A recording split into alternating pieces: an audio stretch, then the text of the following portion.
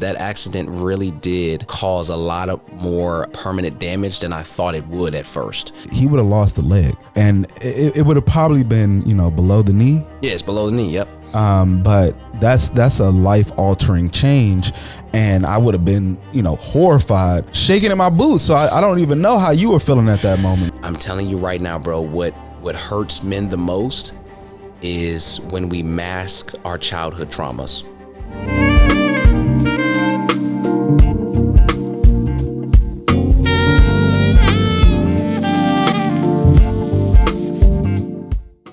Legendary Flood. I'm back on the scene, and I'm better than ever before.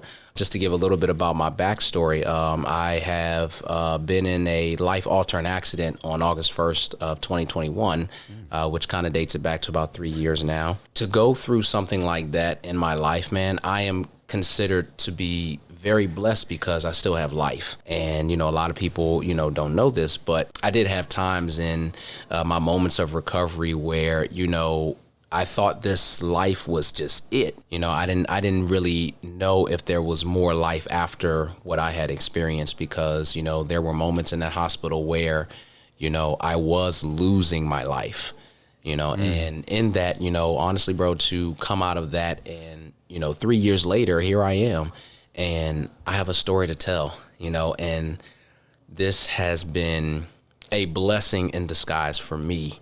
Because what I've realized is that, I'm blessed because not only do I have life, but I have it more abundantly, and this more abundant life is not about money. It's more so about time. Okay. Because what I've learned, bro, is, when we go through our moments of life, there are so many things that, we write down, we vision, we plan, and we create those types of things. And so in that, bro, the time, it's like we start to really believe that we control time. And honestly, bro, we are not the controllers of time. No, we're not. Not at all. We are not. One of the things that I've learned, bro, in this season of my life is that, we are really not the controllers of time. God is the controller of time. And so when we start to give him that control of time, we now realize that time works within us and in our favor. And that is where the real blessing lives, because life is the blessing. 100%. 100%. Life is the blessing. And the more you live, the more abundant you'll be. Mm-hmm. Mm-hmm. So, so just that, man. Thank y'all for checking in back in, and let's get to it, bro, because I'm ready, man. Yes, sir. Ready. Yes. So if you guys didn't know, this amazing brother has been, just like he said, he's been going through that life-altering change, but through all of that, he has motivated himself and gone through what a lot of people wouldn't think was possible, and he has brought to us, some lovely literature, aka an amazing book, and I want him to, give you a little rundown on what the book is about, and just include all the, the tidbits that, really helped you to, keep going and to create this amazing book that we see in front of us. Absolutely, bro. So I'll put it like this. So this book has allowed me to become a huge advocate for men's mental health. Honestly, bro, mental health, it's a broad term. Because when people think about mental health, they, because I've been asking this question a lot, bro. So what I have been doing is in my studies, I've allowed this book to become a study, a lifetime study for me. And what I do is, when I connect with people all across the world, I ask them, especially for men, I ask them, hey, what do you do for mental health? Or when is the last time, someone ever asked you, hey, bro, what do you do for mental health? Like, how do you stay sane with everything that you have going on, both outside your home and inside your home? 100%, bro, because it's already hard for people, anybody, to accept that they need help with mental health. Absolutely. That they should go outside of themselves and their friend groups to, find, the proper techniques to give yourself the proper things that you need and the tools available to be the best version of yourself. So I think that, you know, you're doing an amazing job, bro. So get into it a little bit. Tell us what the book is really all about. Of course. So this book serves as a memoir of my life and what I experienced in this life-altering accident. August 1st of 2021 was truly the day that changed my life. And I want people to know that this changed my life because I was face to face with losing my life. Like, you know, that accident really did cause a lot of more permanent damage than I thought it would at first. You know, at first I thought, I thought I was going to, be able to, walk again right away, after I had just broken my leg and things like that. And I'm like, okay, like I can get over this, like as soon as I got to the hospital, I'm like, man, I should be out of here in like, a couple days, and then I'll get back on my feet. They do my surgery and I'm good. That was not the case, bro. So life literally, what I thought was good ended up being more complicated than I thought. And in that's where my life began to change. Because now I had to live with the fact that I had a blood infection. And actually I had an infection in my bloodstream and my bone marrow. What was that? So this infection grew because, and I won't go too much into detail because it's in the book. But what happened was, during the accident, when I was fleeing the scene, I wouldn't say fleeing the scene, but when I was getting away from my car because, the car had exposure to, the fumes and the gas and, liquid leaking and things like that. And I didn't want to, be in that vicinity, just in case, my car exploded, and would have caused more damage. So I just wanted to get away. But in that, getting out of that car is when I realized that, I had broken my leg. I had a trilateral fracture. And the fracture, I shattered all the bones in my foot, my left foot. And I had the fib and the tib popped out of the skin. And so my bones were exposed. And once I took a step on the ground, whatever was on the ground, whether if it was like dirt or whatever, like, that's what got into my bloodstream. And honestly, man, I had about I would say 5 to 6 surgeries of just wound cleaning, bone shaving, getting rid of all that nasty infection. Plus I had to get, antibiotics to get rid of it. Had to anti-inflammatories and everything. Yep. So I was going to ask, with all of that, cause you're saying that you had to throw I would say expectations out the window. What was it like, I would say, in the recovery process to let go of it and, just fully accept that recovery was going to take time? Okay. I'm glad you asked that, bro. Cause I have not been asked that question yet. So it's good. Let's talk about the expectation part. My expectation was that it was going to take me 6 months to get back on my feet. And that expectation, I got rid of the expectation because they had mentioned that it was a possibility that I would have to experience a below the knee amputation.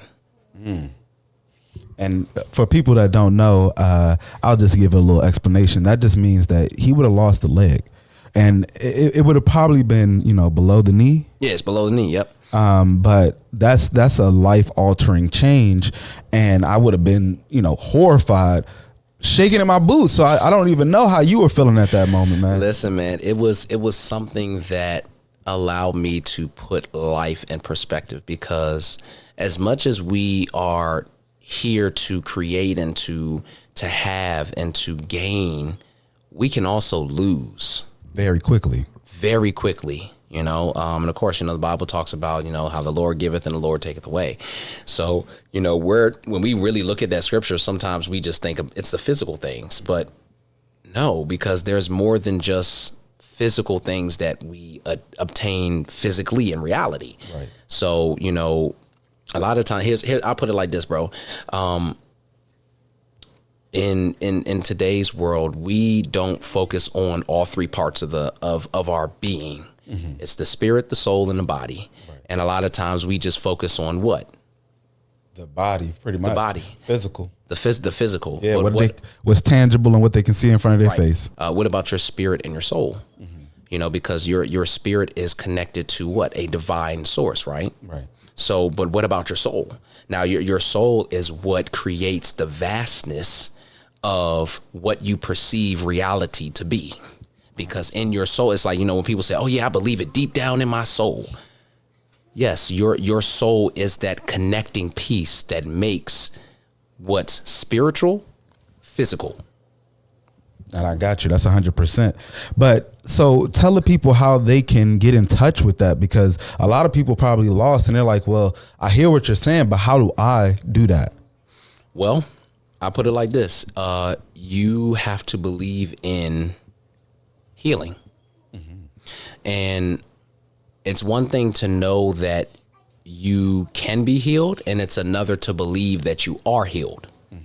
And I believe there's a disconnect with people that believe they can heal versus people who are wanting to be healed, and healed fully. So in that, what I've learned in this season of mental health, you cannot heal what you hide. That's 100%. Like they say, keep the truth gonna come to light. Listen, the truth is going to come to light, and we spend a lot of time hiding. We'd say, oh, I don't want to talk about it, or I'll put it off to this day, and then I'll deal with it this way. But right now, I got other things to do. The more we put things off, and the more that we start to mask ourselves, the more we hide. And in that hiding, there's not much healing that can be done, because what you're doing is you're not just hiding, but you're bottling up. You're pulling in all of the negativity, and now it's in a holding place. It's like you're storing stuff in a jar, right? Let's use, for instance, an apple, right? Let's just say you have an apple, fresh apple, put it in a jar, and you put that jar up in the cabinet somewhere. Right? So you just store it and you forget about it. How many times do we do that in life with our feelings, with our emotions, with, the complicated things that no one talks about, and it's just sitting. It's just sitting there. It's stagnant. it's just sitting, and it's stagnant. And when those things are like that, bro, what happens is over time, it gets rotten, it gets spoiled. It's ugly. And then when you take that thing back out and you open that jar back up, it's going to have what? It's going to have a rotting smell. And that's what happens in our lives when we bottle up stuff for years and then we finally let it out. That smell is so disgusting that it pushes people what? Away. Pushes people away. But that's like I was speaking with a doctor actually a couple days ago, and I talk about the thing that we have so many barriers to ourselves. And I understand that, of course, throughout life you're going to go through things and you're going to put up barriers, because it's just like you go through things, you feel hurt and you want to protect yourself. But the problem with it is you don't know when to stop protecting yourself, and that because you're not always under siege. And the problem that, we have as a community right now is we always feeling like we're under attack. And the only way to heal, is to get yourself out of attack mode. Because if you're always waiting for the next thing to happen, like you're being super resilient, you're never going to give yourself that time to think about where the wrong is or where you need to heal. You know what I mean? Absolutely. And what we have to do a better job of as people in our community is we have to understand who's watching us. And who is watching us right now? The ones that come what? We always say the ones that come after us. Right. So those the ones that are watching us, they see exactly what we do. They feel what we feel, because, bro, we're human. Everyone has a spirit. So there is going to be some type of connection. Like when you speak to people, when you talk to people, there is a connection that's made. And what you talk about, that connection can give you either both positive energy or negative energy. And it's up to us to filter how we respond to that. But I would say, how do you stay connected yourself, and what is it that you would tell somebody else to get themselves connected? Oh, yes, man. So I have been wanting to talk about this for a while. And it goes back to the mental health aspect when I was saying that, you truly cannot heal what you hide, man. And I put it like this. It's truth. We right now are in a moment of truth in time, and what that entails is you are learning that you are learning. 100%. Like it's that simple, and a lot of times we like to say, oh, is that deep? Yes, it's deep, but you're learning because you're learning. We are always in a place of learning, evolving, maturing, and growing to understand what life really is. And after we pass on from this life, that's it. That's it. And when we go to that next life, that energy is going to be reproduced back into those who we have impacted while we are here on earth. That is the connection. So when you place yourself in a position to learn, but also continue learning, that's the connection. That's where the spirit meets the soul and the soul meets the body. And then now you realize that you have now a heart and a mind that gives you access to life. And that life, when you live your life, what you want to do is you want to live and learn, then learn while you're living. Now that's deep. That's deep.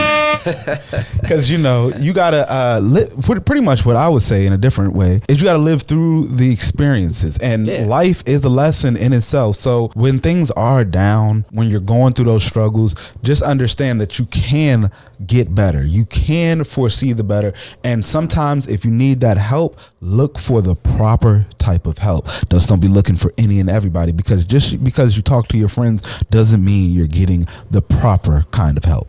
Absolutely. And even in that, bro, what we have to realize is, yes, if you are talking to, your community, I'll just put it as a community, because honestly, bro, everyone is a community. Mm-hmm. Like there's I don't believe that, we were just put on this earth not to say anything to nobody when things are going great or just or things are going wrong. Like we are really here to learn and to love. And in that, I believe that the mental health, that's the reason why mental health is the number one cause for people to take their life away. Because their mental health is not congruent to their spiritual health. And those two things are the most important things in the world when we are living and learning. And at the end of the day, it's not about how life happens to you. It's how you respond to what's happening to you. And we learned that, yes, things that happen to us, it may not always be good for, it may not be good to us. It may not feel good to us, especially like the pain, the strife, all of that, the things that the trials, the tribulations, God didn't promise an easy life. He promised us life, but life has ups, life has downs. And that's what creates the balance between the physical and the spiritual. It's how we respond to those things. So just like, for instance, I had a situation that happened to me, and honestly, man, I could have, and this was actually this week, and, okay. I could have been down about it, could have been down and out. Oh, woe is me. And, oh, I can't believe this is happening to me and all this stuff, bro. But what does that solve? Seriously. Nothing at all. It solves nothing at all, but it puts you in a place where you take a negative and you respond with a negative.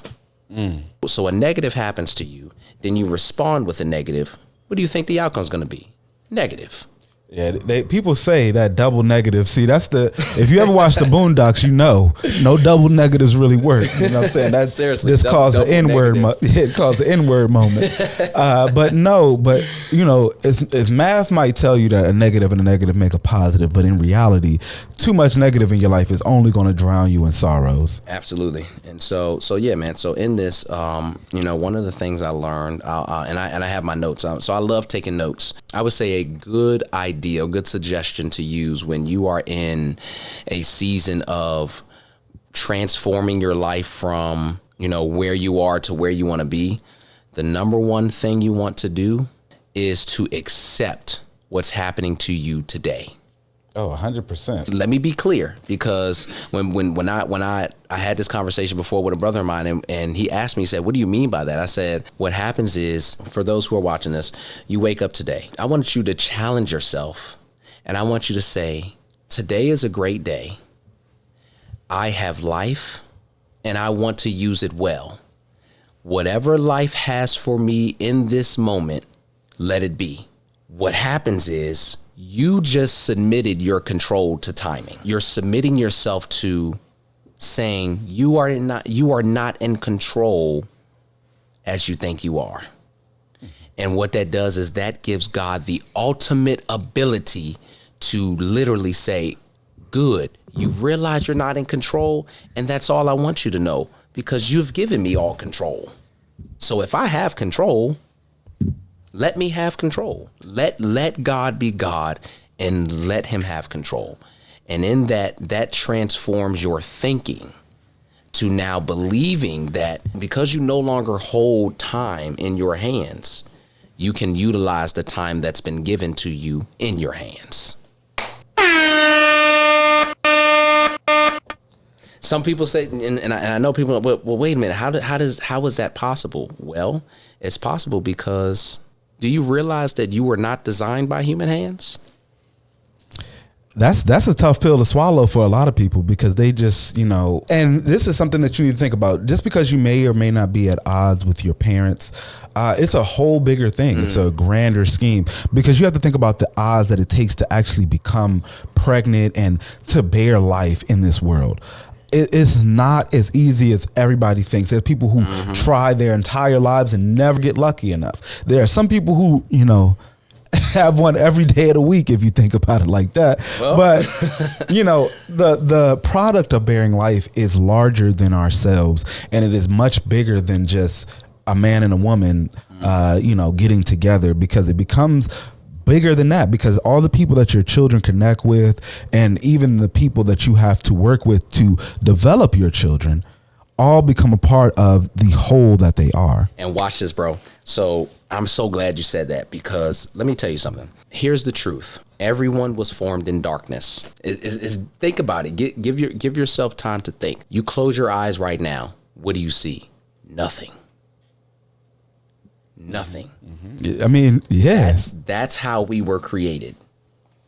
We were created in a state of what was once nothingness to something. When you open your eyes, you do what? You see. But what do you see? You see light. You need light to see.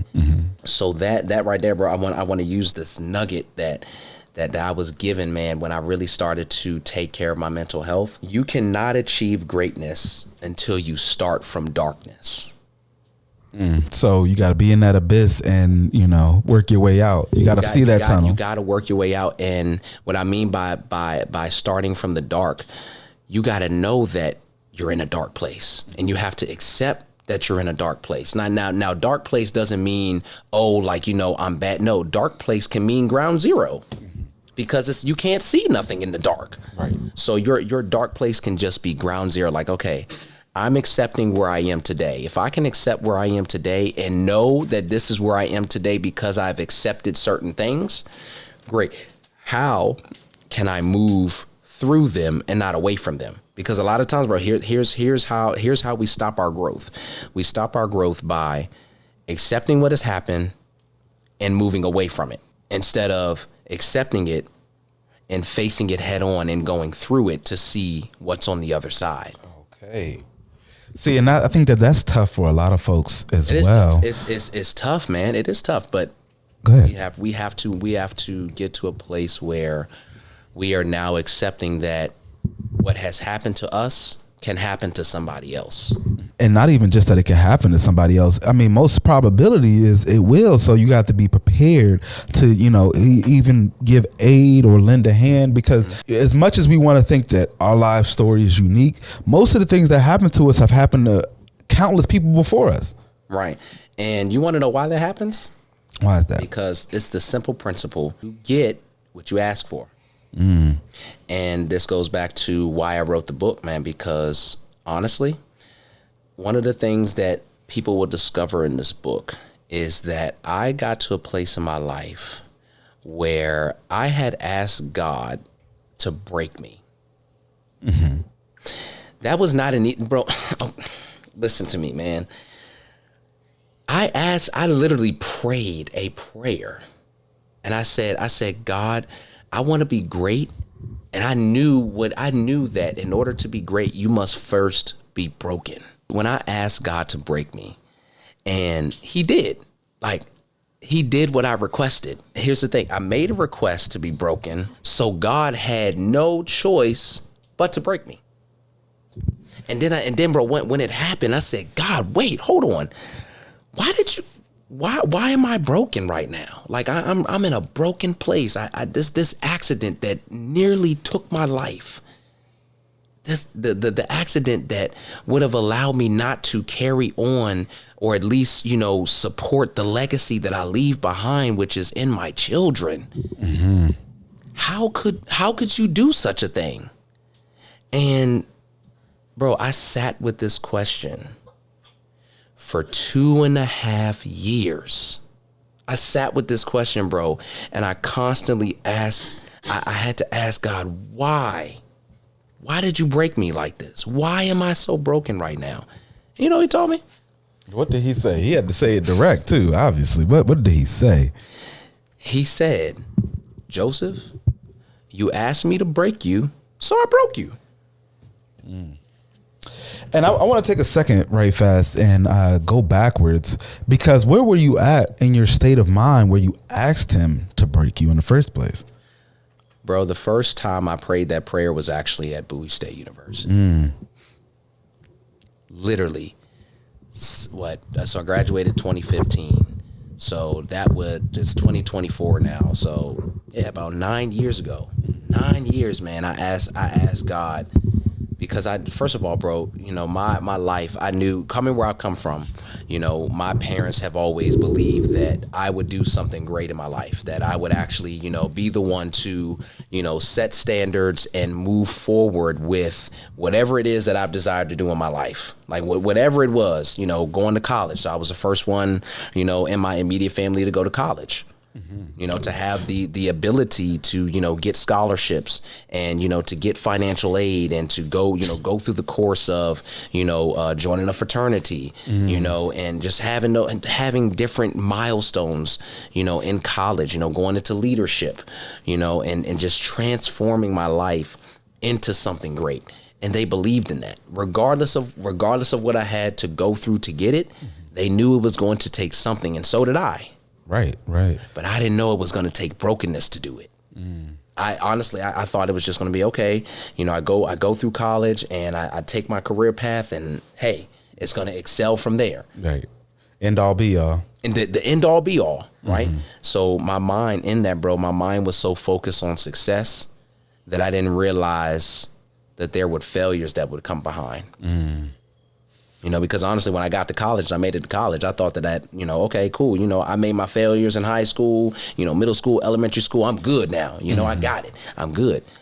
And there I was, bro. I placed myself in a position that I couldn't learn. And let me tell you, the real secret to success is when you get to a place where you say, I no longer need to learn anything. Getting too comfortable. That state of comfortability, you might as well go ahead and unpack your bags, because you're going to be there for a while. Yep. And shoot, I think anybody that has lived their life even a little bit would tell you that, because yeah, you cannot get too comfortable in this lifetime, because once you get comfortable, you stop being motivated to strive towards the things that you actually wanted. Do not give yourself the ability to fight for the things that you actually want. And so then, like, if you prayed for it, if you ain't taking no actions toward it, then of course it's going to pass you by. You might see it right there on the tip of your finger, but you can't hold it. Can't grasp it. Yep. And a lot of times, bro, that in that lesson, when we learn those lessons and we move away from those lessons, what if moving away from the lesson is actually moving away from the blessing? That's deep. Now listen. Seriously, man, like I had this conversation over and over, man, with myself, and even with this book, man. There were so many times where I had to, you know, as an up and coming author, I had to put the pen down. I had to stop writing. I had to stop typing, because writing this book had so much pain, man. There were days where I cried because I couldn't believe that I was actually exposing things in this book that I told no one about. And in that, man, those were failures. Like, I'm like, man, nobody wants to hear about me failing. Like, as much as people have seen me, you know, grow, and, you know, I'm always, you know, motivated, and I'm always, you know, inspirational. And, you know, I was doing those inspirational, you know, Mr. Flood Your Thoughts, you know, in college, you know, and, you know, just giving people inspiration. I'm telling you, bro, I had a lot of people come up to me and like, you know, yeah, man, you know, I'm so inspired by you, things like that. However, they had no idea of the pain that I had just that I had just experienced, maybe in that day or the day before or 2 weeks ago. They had no idea, because I hid it so well. I masked myself so well, bro. And in that masking, I created something that took over. Okay. And a lot of times, bro, that's what we do in life. We create things that take over. And then when and that's what it is control. We have, as humans, we have the ability to create control. And people get stuck in control. But the thing about it is, and I'm going to say this, we don't really have control over anything other than ourselves. And the best thing you can do in this world is to master that and not be worried about trying to control everything outside of yourself. Now, before we get back into this, I hope that you guys are liking this. Everybody that is, hit that like button. If you're loving what Joe is saying right now, please hit that subscribe button, because, you know, we're going to be giving you some real big gems coming up real soon. Absolutely. So, my man, like, let's talk about it though. So, you're saying all of this, and I would say, you know, with all of that being the case, you know, how would you tell, you know, some of these younger brothers now coming up, going through the college experience, how they can, you know, not go through similar things as yourself? Connect with other men. Mm-hmm. And what I mean by connect with them, don't just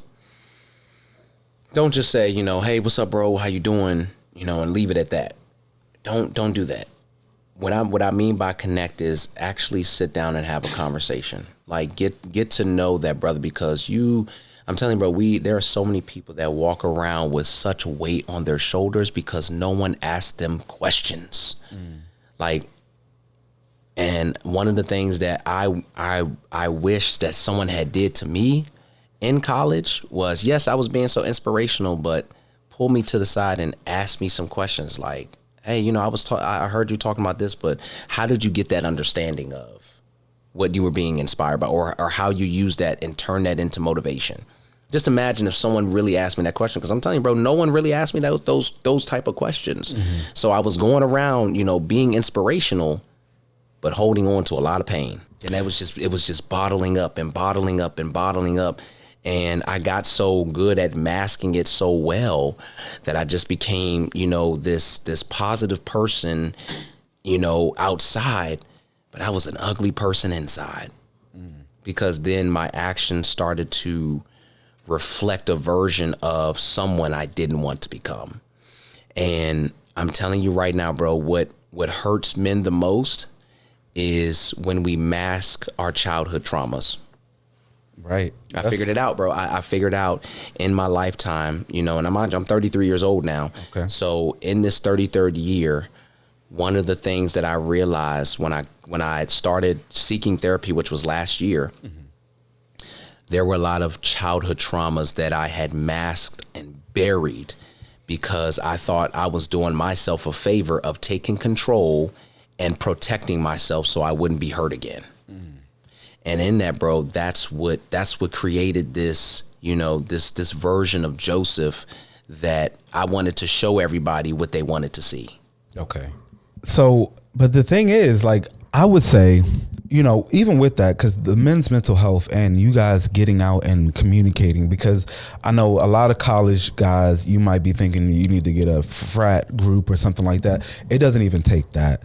It honestly takes some real genuine friends. And what I would say to do is just to be able to conversate with each other, talk about things other than the girls that you like, talk about the aspirations that you're truly going through, talk about the hard times. Like maybe you're not doing so well in the class. So maybe somebody else might know somebody else that can help you in that, certain thing. But we have to be genuine, not just with ourselves, but the people that we are choosing to be around. Absolutely. And they always say that, you're a product of the people you keep around you, but you got to enlighten the people enough so that way they can at least stand the test of time, or at least be, equipped enough to stand around you, because sometimes people don't even know enough about you to stand around and be around you for the rest of your life. And they may have tried, you know what I mean? But it's just being open and vulnerable enough.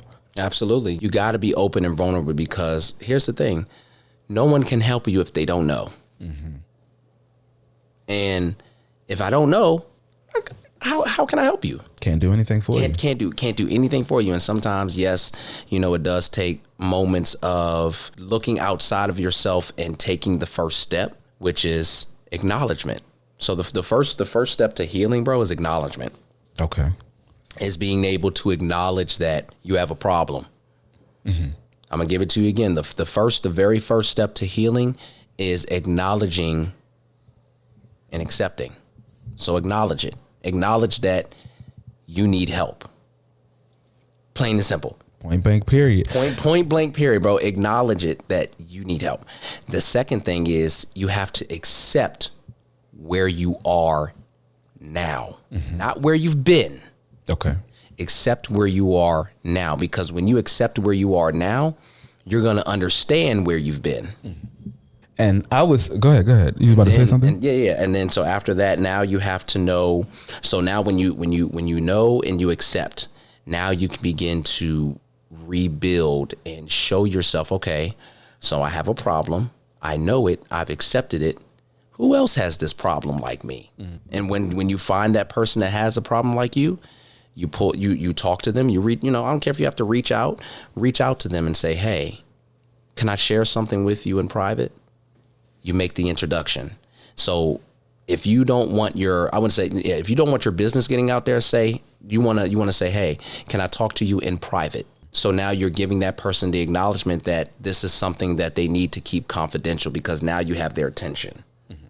So just like one of my brothers did to me, he said, hey, can I talk to you in private? I said, sure. He said, hey man, I noticed that you were going through some things, you were talking about what you were going through. And I just wanted to share with you that I'm actually going through these things myself. Can you help me? You see how easy that transaction is, bro? We make constant transactions with people every day, and we don't even realize that those conversations are actually words of healing. Right.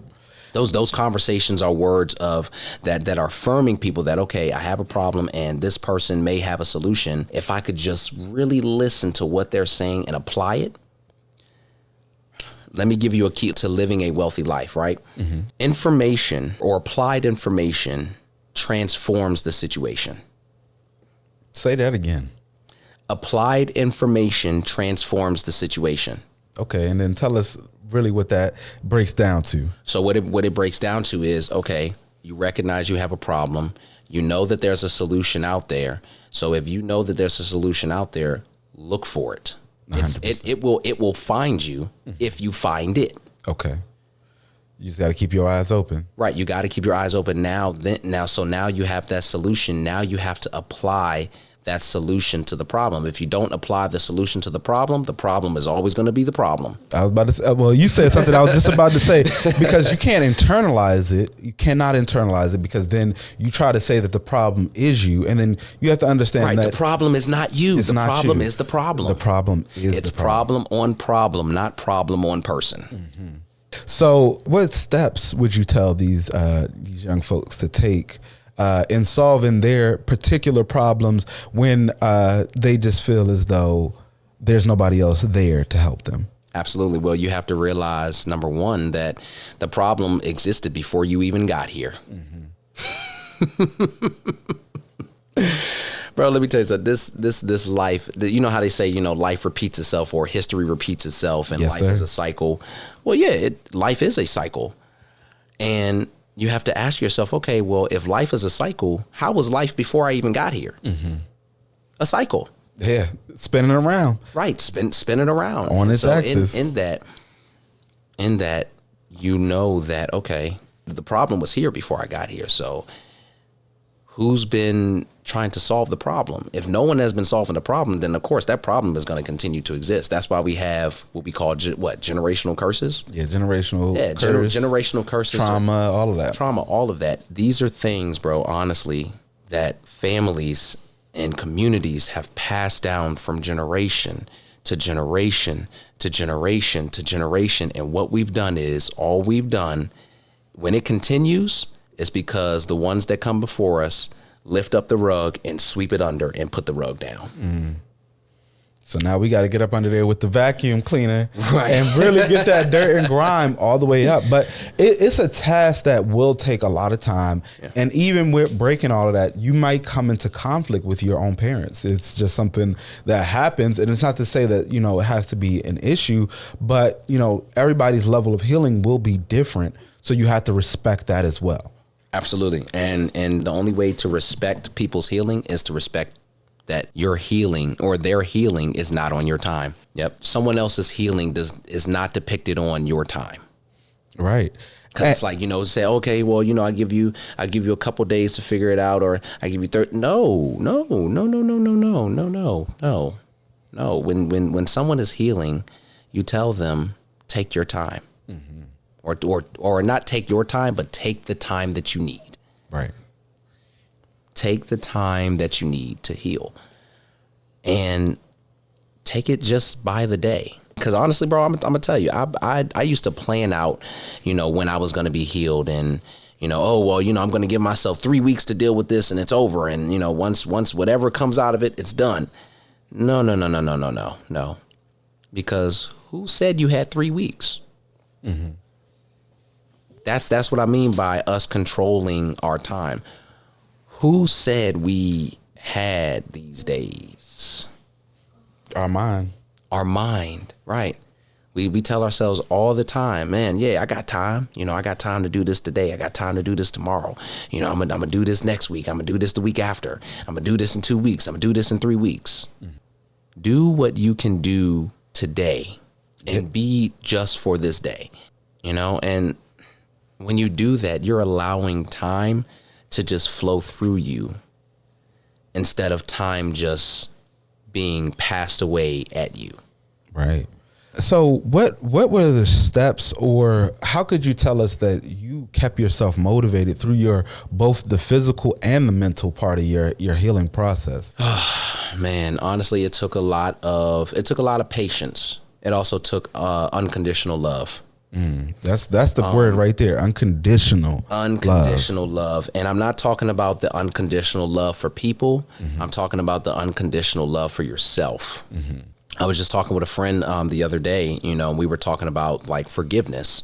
Okay. And so, true forgiveness, bro, is when you can accept that the very heart that you have for people, to love them can also hurt them. Right.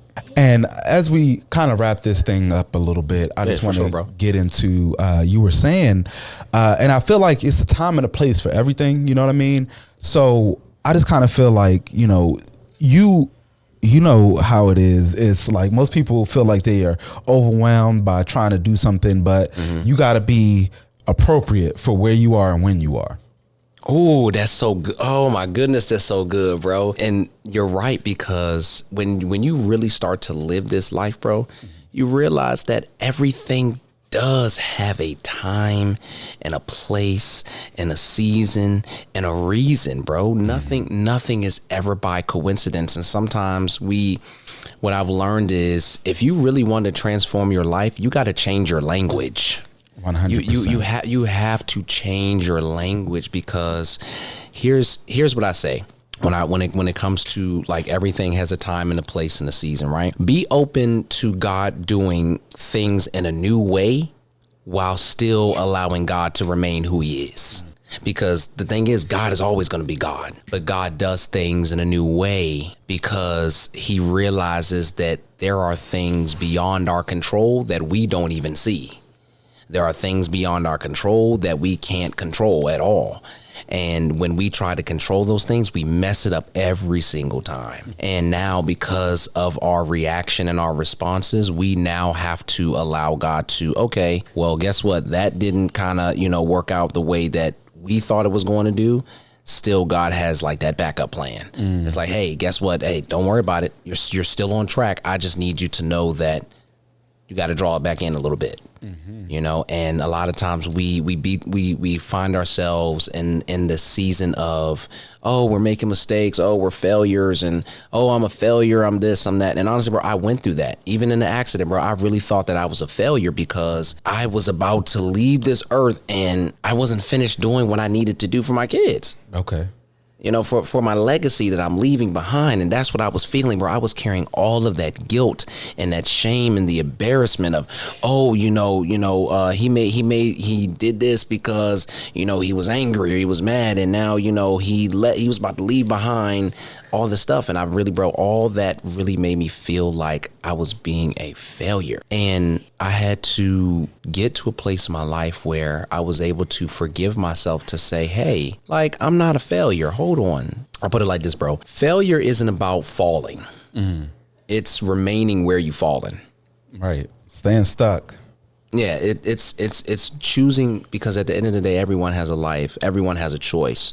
So you can choose to get up or you can choose to stay there. So yeah, man, in this new season of my life, I have been able to establish that innermost workings of myself in a new form of talking to myself and changing how I speak and what I speak and the things that I speak. So for instance, maybe 2 weeks ago, I wrote this down and I said, in this life, right, it's already coming together because it's already done.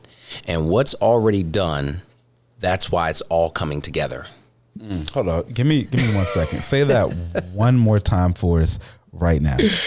So when you get to a place of accepting that your life has already been predestined way before you even got here, and you realize that your faith is the coexistence as to why you see what you see and believe what you believe, is because it's already coming together because it's already done. And if it's already done, that's why it's all coming together. That's it. That's it right there, man. Like, and that's why it's all coming together. And so I have found, bro, in this season, like, I'm in a season of rest. Like, I'm resting, and I'm finally allowing myself to go through this healing season of rest, because what I'm allowing myself to do is rest in the things that are within my control. And when I rest in the things that are within my control, I let God take care of the rest of things that are beyond my control, because his ways are not my ways and his thoughts are not my thoughts. Right. So if those things are true, indeed, in fact, they are, why am I sitting here trying to control things I can't control in the first place? 100,000%, man. Because and people they will spin their heads crazy, round in circles, trying to control all the unnecessary things in this world. And again, we take it back. Just try to control yourself. Don't try to worry about everything else outside of your control. But bro, so, you're talking about something real deep, and, when it's the season, right? So what has been, and you did speak on it a little bit, but what has been one of, I guess, a setback that you could say that you could expand upon to show people that, a setback is just a setback and you got to push through? Well, it depends the way you look at it, bro. I stopped looking at things as setbacks and I started looking at things as setups. Changing that terminology right there. You have to change your language. You have to change how you speak certain things, because life and death are truly in the power of the tongue. And if all you speak is negative, that's all you'll see is negative. Because the mind and the mouth are congruent to the spiritual realm. Right. And here's how it works. Your spiritual wealth too. You got and your spiritual wealth. So I'm gonna show you how it works, right? So let's look at the word mind, right? So we have a mind and a mouth, right? In the word mind, right, is the word in. Okay. M-I-N-D. So in, right? Mouth. What's in between the M and the H? You have O-U-T. So M-O-U-T-H. So in the mind, out the mouth. Okay. That's a good way to put it. So so whatever comes out of your mouth is in your mind. So your language, what you speak in your mind will come out your mouth. And when those two things are congruent, you have to realize that your faith has no choice but to respond by creating the energy to create what you just said. Wow. 100%, bro. That's the life cycle. That's the way it works. So just like, okay, I'll give you an example. You ever heard somebody say, oh yeah, man, you gonna be just like your dad. Or you gonna be just like your mom. Or you gonna be just like your uncle. You gonna be just like your auntie. I've heard it. And what do we do, bro? As we grow older, we end up being like these people. Taking like on the traits. We start taking on their traits. We start taking on their character. We start taking on their integrity. We start taking on their truth. We start taking on their life. And some of their flaws sometimes. And we start taking on some of their flaws. And then we start realize, oh my goodness, man, we're carrying things that we were never meant to carry in the first place. Which it doesn't allow you to really get to that true root of yourself because you're still playing mimic. You know, they say that the earliest way for people to learn is through mimicry or to follow what they see in front of them. So a lot of the things that you learn will be, you know, traits that your parents and people close to you have, because, you know, it's only in the mind of you as a child or you yourself who will take on, you know, whatever it is that you feel that you resonate towards, or whatever you feel common with. Sure, absolutely. You know, and in that season of my life, bro, that's where I was in that hospital.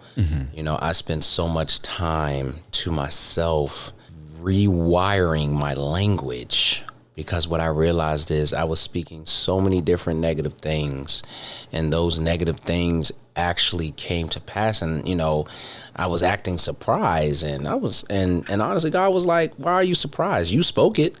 You put it in the atmosphere. you put it in the atmosphere. So why wouldn't it? Why would it not happen?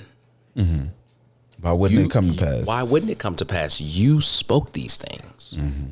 And so now that my language has changed, I no longer have to look at, you know, tribulations, you know, as a way of failures, but I look at tribulations as a way of setups for me to gain wisdom and apply that wisdom to change my situation.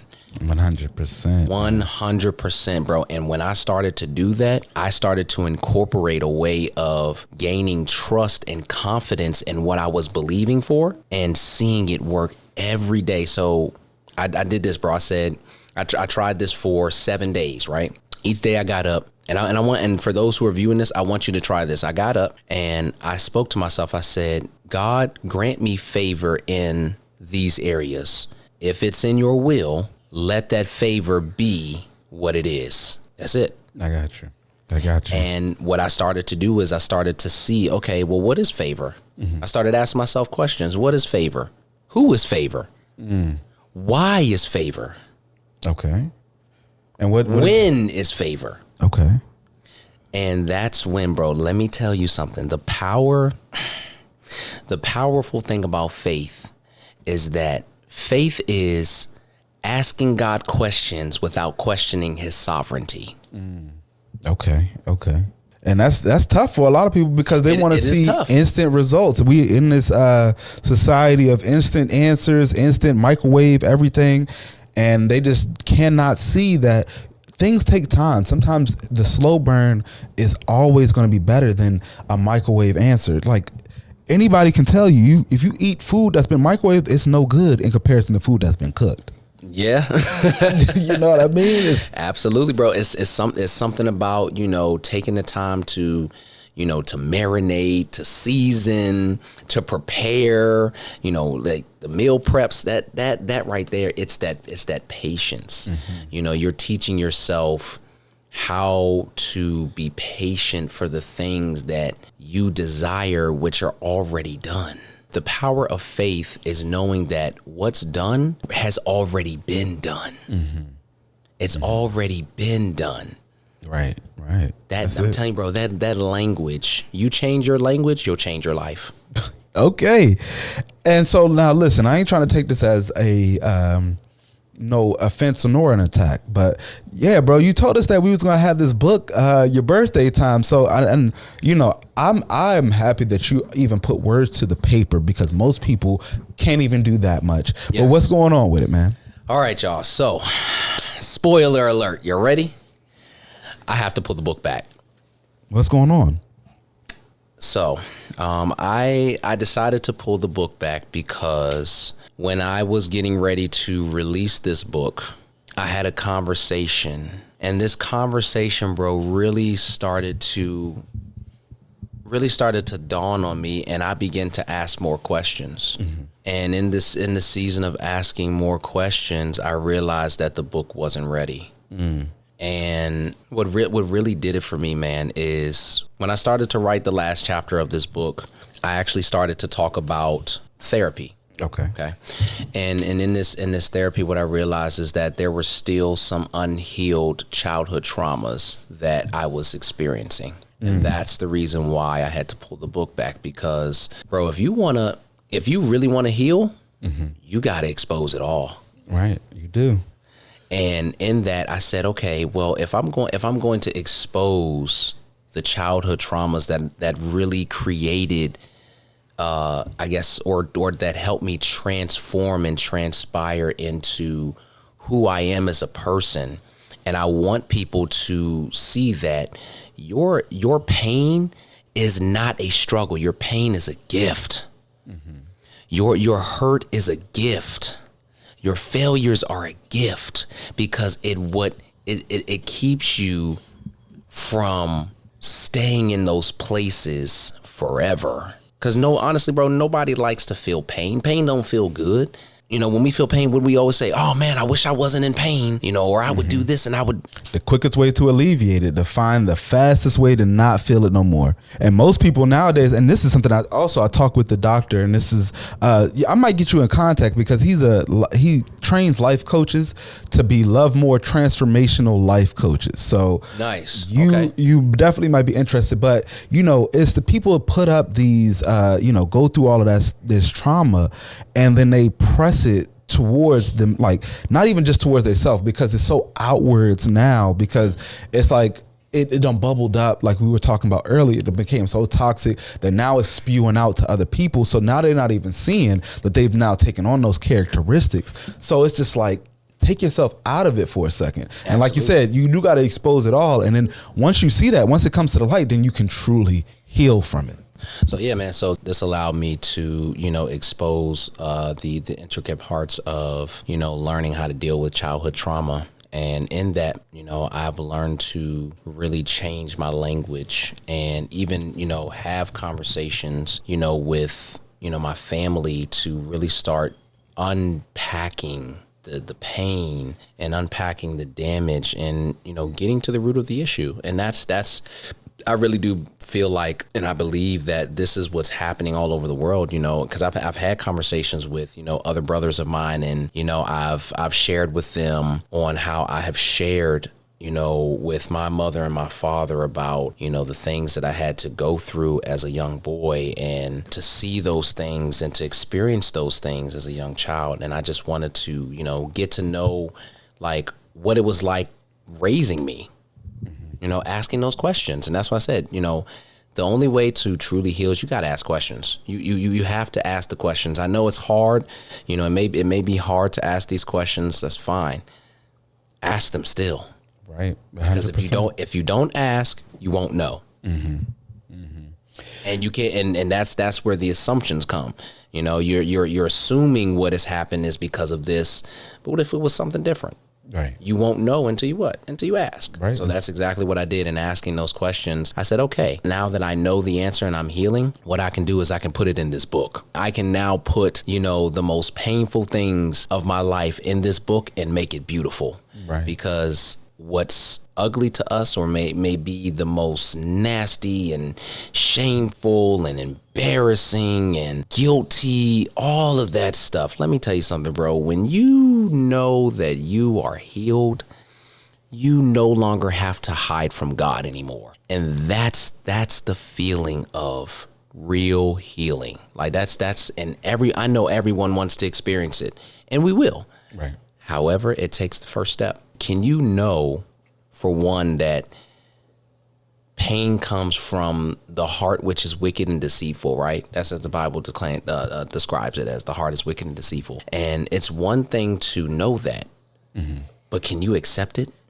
It's Can you accept to know that your heart is wicked and deceitful? Because when you do that, I promise you, you are now telling God that, God, even though my heart is wicked and deceitful, I accept it. And I no longer have to hide from you anymore.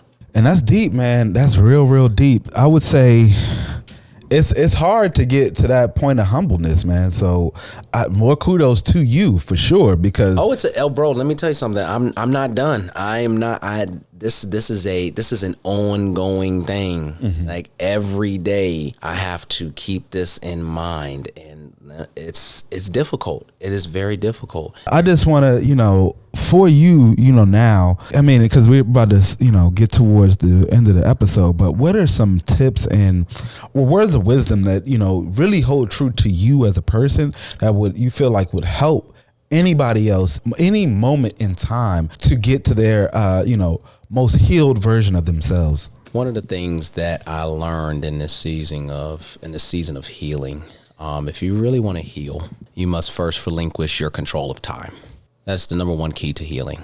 Knowing that your healing is not in your time. And in that, when you realize that your healing is not in your time, the second thing to do is rest. I really want to put this out because, what I learned in resting is that, I went to this church, Pastor Mark Johnson from the Journey Church. He said something to me, when he in his teachings, he said something that really brought out such a joy in me, about like my relationship and my faith, right? And so he said, when you get to a place of rest, right, you realize that your worst days with Jesus are actually so far better than your best days without him. And that really hit home for me, because I realized that I have really been trying to heal in my own time. Right. And how can I heal in my own time when I'm not the creator of time?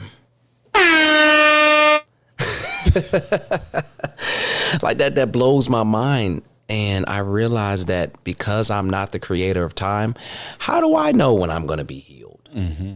How do I know when the right time to be healed is? Right. I'm not. You have no way. There is no possible way of being able to say, I'm going to be healed in 2 weeks. I'm going to be healed in 3 weeks. I'm going to be healed. And that's what I did in that accident, bro. I was putting a time limit on my healing. I was putting a time limit on when I thought I was going to be at 100%, not knowing that this type of healing took more than what I expected in. The more time you put into healing, the more you're going to get out of that healing. And the ever more better it's going to be. And the ever more better that it's going to be. But here's the thing. You have to be real with yourself. If you're not real with anybody else, please be real with yourself. And what I mean by being real with yourself, I don't care if you have to write it down. I don't care if you have to look in the mirror. Whatever you got to do, you have to learn how to start speaking to yourself. That is the number one reason why I've done a lot of healing in myself, because I realized that when I speak to myself, I speak to the one within me. Big facts. Big facts. Yes, man. And that's what allowed me to change the language. So for those who really want to heal, if you really want to heal, relinquish your control of time. And remember that it's a journey, guys. It is a journey. And when you come out to the other side, you might not even realize it, but take everything one singular step at a time. You cannot do everything at the same time. So take your time and get right with yourself. But that doesn't mean that you can't be, and this is something I talked about with the doctor, does not mean that while you are healing that you still can't connect with people. A lot of people feel like they have to take a back burner to their connections. No, your healing process will allow you to see the right type of people that you need to be in your life. And again, like we said earlier, do not get too stagnant or comfortable, because then you start to lose sight of what the actual journey was actually about. Absolutely, bro. With 110%, because like I said, it's an ongoing process. So your healing is going to be an ongoing process. It's not going to stop. So continue. And even when you get frustrated, it's okay. It's okay to not be okay. That is a key to healing. It's okay to not be okay when you're healing. And it doesn't mean you have to stand off or, seclude yourself and isolate yourself. Listen, nobody on this earth was born to do it alone. Right. Because if we were born to do it alone, then there would be no need for God. 100%. Why would it? You know what I mean? Why would he? Why would there be a need if there was such a thing as a perfect person? If we were so perfect. It's no such thing as perfection. I used to strive myself to find whatever perfection was, but then you would always be 10 steps behind. Not one, not two, but at least 10 steps behind. Yes, absolutely. So that is a true key to healing is, when you truly relinquish your control of time and you allow yourself the time will move itself through you, and you will be able to see that your impact when you talk to people and you tell them about the things that you've experienced and encountered on this earth while you're here, while you're living and while you're learning, that impact will cause someone else to change their life.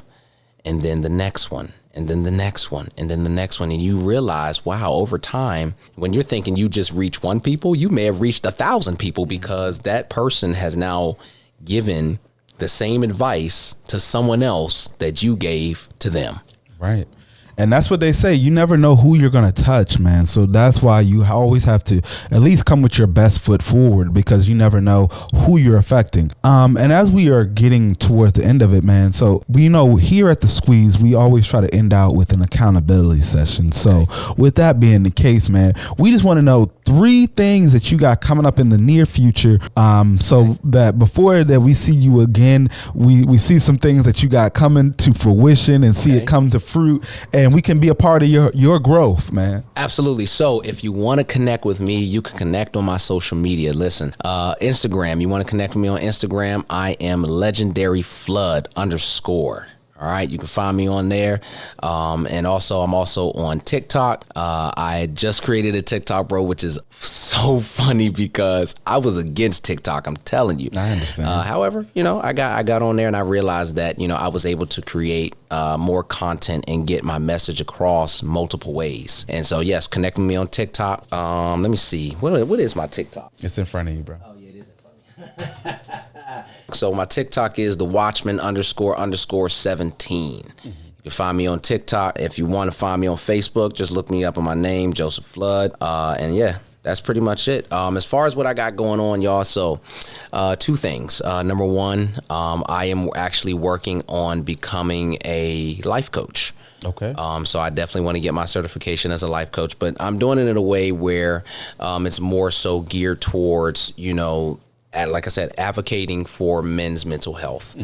And I am a mental health advocate. And so I've actually been connecting with a lot of therapists around the world to basically get more insight. And what I want to do is I'm creating a study with these therapists and being able to create a genre of questions to ask other men and create this clinical study, bro. And as I finish this study, I want to be able to just navigate myself through the life of others to find the connection on how we can heal each other. And honestly, bro, it starts by asking questions. Right. So I want to be able those hard questions. Too. Ask those hard questions. So in this study, I want to be able to ask those hard questions and get just samples of raw data, raw truth, people's real truth, like, not being able to hold things back, but just give people's real truth and allow them to express themselves in a confidential way where, I won't have to expose what they've done, but just be able to give people a synopsis of, hey, if you've been through this, this is a group you need.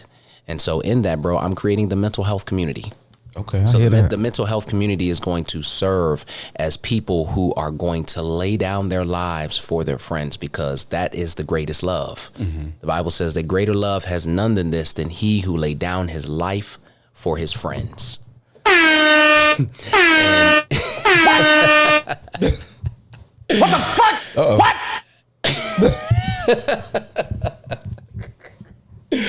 So yes, this mental health community will definitely serve as people who are able to come together, and there's no guilt, there's no shame, there's no embarrassment. You'll be able to share your story and for someone else to take and learn from you, so that way they can go help the next generation. Man, I couldn't say it better myself. Joe, man, you have words for, I would say, for the ages, man. This man is quotable by himself. I hope that you guys have been loving all the amazing information that you have been receiving from this gentleman. The best way that you can show that love is hit the like button, go down into Instagram, TikTok, give this man Joe a follow. Make sure that you subscribe to this channel, because we will be sharing more and more information like this to you guys, so that way you can get to the best version of yourself.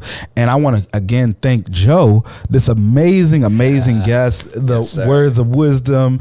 And we definitely look forward to when the book is released. So when you are ready, please let us know so we can do our best to, share that with everybody else as well. Oh yeah, absolutely. I will keep you all posted on when the book is going to be released. So like I said, again, if you want to follow me, connect with me on social media.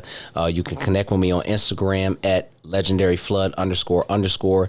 If you want to connect with me on TikTok, just look up the Watchman __17. Okay. And this has been another episode of The Squeeze. I thank you all for watching. This is your host, Juice. Peace. The squeeze is on, my guy.